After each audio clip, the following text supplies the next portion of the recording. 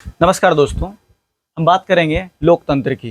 कई बार हम आपसे बात कर चुके हैं लोकतंत्र क्या है, लोकतंत्र की परिभाषा क्या होती है, ये कहाँ से लिया गया है, इसकी उत्पत्ति कहाँ से हुई है, किस किस देशों में लोकतांत्रिक शासन चल रहा है और किस किस देशों में राजतंत्र चल रहा है। तो हम फिर से बात करेंगे, फिर से देखेंगे लोकतंत्र को। लोकतंत्र क्या है? तो लोकतंत्र की परिभाषा हमने आपको बताया था, किसने? अमेरिका के 16वें राष्ट्रपति अब्राहम लिंकन ने कहा था, जनता का शासन, जनता के लिए शासन और जनता के द्वारा चलाया गया शासन ही लोकतंत्र कहलाता है। आप शॉर्टकट में कह सकते हैं of the people, for the people and by the people.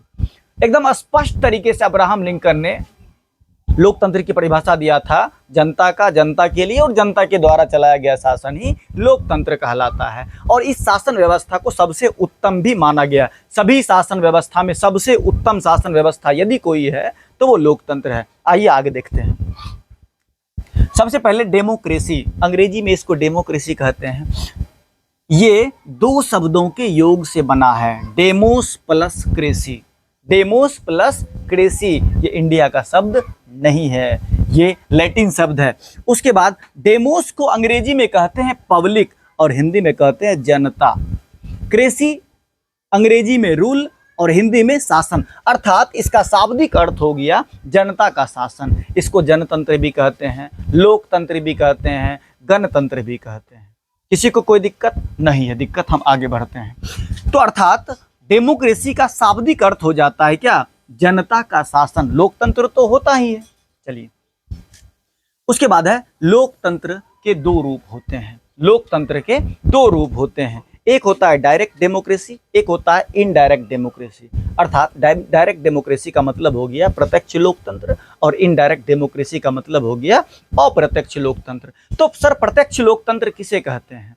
तो वैसा शासन व्यवस्था, वैसा लोकतांत्रिक व्यवस्था जिसमें जनता सीधे सरकार को चुनती है, सीधे सरकार को चुनती है। यूं आप कह सकते हैं कि यदि ये 5 लोग खड़े हैं, ये 5 लोग खड़े हैं कि हम पीएम बनेंगे, क्या बनेंगे? पीएम बनेंगे, या देश का राजा बनेंगे, देश का शासक बनेंगे, मालिक बनेंगे। तो अब मान लीजिए यदि 10 करोड़ पब्लिक है, इसकी संख्या कुछ भी हो जाए, यदि 10 करोड़ पब्लिक है तो ये सारी पब्लिक डायरेक्ट वोटिंग करेगी इस 5 लोगों को, समझे? और इनमें से जिसको ज्यादा वोट आएगा वही बनेगा मालिक, वही बनेगा राजा। किसी को दिक्कत? और ये व्यवस्था कहाँ चल रहा है? ये व्यवस्था चल रहा है स्विट्जरलैंड में, समझे? इसे कहते हैं प्रत्यक्ष लोकतंत्र। जिसमें जनता सीधे सरकार को चुनती है उसे हम कहते हैं प्रत्यक्ष लोकतंत्र। अब दूसरी कहानी है अप्रत्यक्ष लोकतंत्र की। अप्रत्यक्ष लोकतंत्र क्या है? तो जिसमें जनता सीधे सरकार को नहीं चुन पाती है, अर्थात जब जनता को चुनने की बारी आती है तो जनता सरकार को नहीं चुनती है बल्कि उसके प्रतिनिधि को चुनती है। आइए जरा सा हम देखते हैं आखिर ऐसा कैसे होता है। इधर हम थोड़ा देर के लिए मिटा लेते हैं। मान लीजिए देश में, सबसे पहली बात देश की बात करेंगे। भारत में कैसा है? अप्रत्यक्ष लोकतंत्र। यदि भारत में पीएम बनाना है तो भारत की आबादी 140 करोड़, भारत की आबादी 140 करोड़। ये 140 करोड़ पब्लिक किसको चुनती है? 543 एमपी को, 543 एमपी को वोट देती है।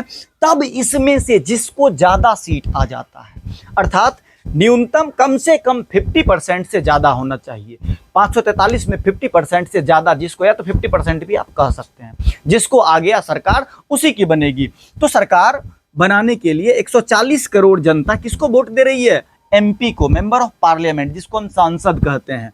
तब जाके तय होता है कि पीएम कौन बनेगा। आप आंख को फाड़ के देखिए, दिमाग को खोल के देखिए और यहां देखिए 140 करोड़ जनता क्या डायरेक्ट पीएम को चुन पा रही है? एकदम नहीं चुन पा रही है। तो ये जनता किसको वोट दे रही है? जनता एमपी को वोट दे रही है, सांसद को चुन रही है, तब बन रहा है पीएम। क्या आपने देखा, क्या भारत की जनता ने डायरेक्ट सरकार को वोट दिया? नहीं दिया। जनता सरकार को चुनने के लिए अपने सरकार के प्रतिनिधि को चुन रही है। आप भी अगर वोटिंग किए होंगे तो आपने डायरेक्ट मोदी जी को वोट नहीं दिया होगा, डायरेक्ट राहुल गांधी जी को वोट नहीं दिया होगा। आप वोट दिए होंगे या तो भाजपा के सांसद को, या तो कांग्रेस के सांसद को, या तो फिर किसी भी बहुदलीय व्यवस्था है भारत में, किसी भी पार्टी के सांसद को आप वोट दिए होंगे, समझे बात को, चाहे वो हारे या जीते, लेकिन आप डायरेक्ट सरकार को वोट नहीं दिए होंगे। अब जरा सा आ जाते हैं अपने राज्य में। कहाँ आते हैं? राज्य में। जब स्टेट में सीएम की बात करेंगे, केंद्र में पीएम और स्टेट में सीएम की बात करेंगे, तो जब हम आते हैं स्टेट में, हम सीधा सीधा बात करते हैं अपने राज्य बिहार की, अपने राज्य बिहार की। तो बिहार की जब बात करेंगे, हम मान लेते हैं बिहार की जनसंख्या 15 करोड़, मान लेते हैं, ये एक्यूरेट नहीं है, 15 करोड़ जनता को बनाना है सीएम। तो 15 करोड़ जनता किसको चुनेगी?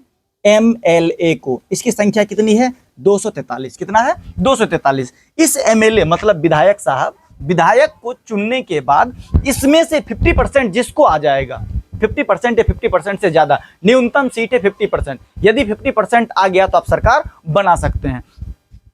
लेकिन 50% से ज्यादा मतलब बहुमत जिसको आ गया, मेजोरिटी में जो आ गया, उसको क्या कहते हैं? बहुमत। समझ रहे हैं ना?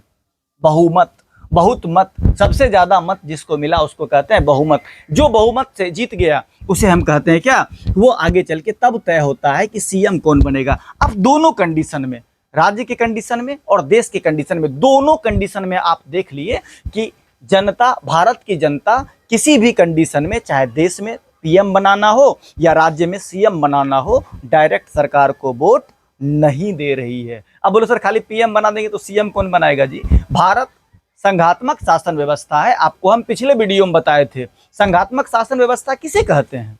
जिसमें देश दो सरकार से चलती है, एक केंद्र सरकार और एक राज्य सरकार, दोनों सरकारों से मिलकर चलती है, उसे हम कहते हैं संघात्मक शासन व्यवस्था। तो वही हो रहा है, देश में भी आपने पीएम बनाया तो 140 करोड़ जनता किसको वोट दे रही है? 543 एमपी को वोट दे रही है, सांसद को। और स्टेट में सीएम बनाना है तो ये जनता किसको वोट दे रही है? एमएलए को वोट दे रही है। किसी भी कंडीशन में सरकार को डायरेक्ट जनता नहीं चुन पा रही है। यही है अप्रत्यक्ष लोकतंत्र। धन्यवाद, फिर मिलेंगे आपसे नेक्स्ट वीडियो में।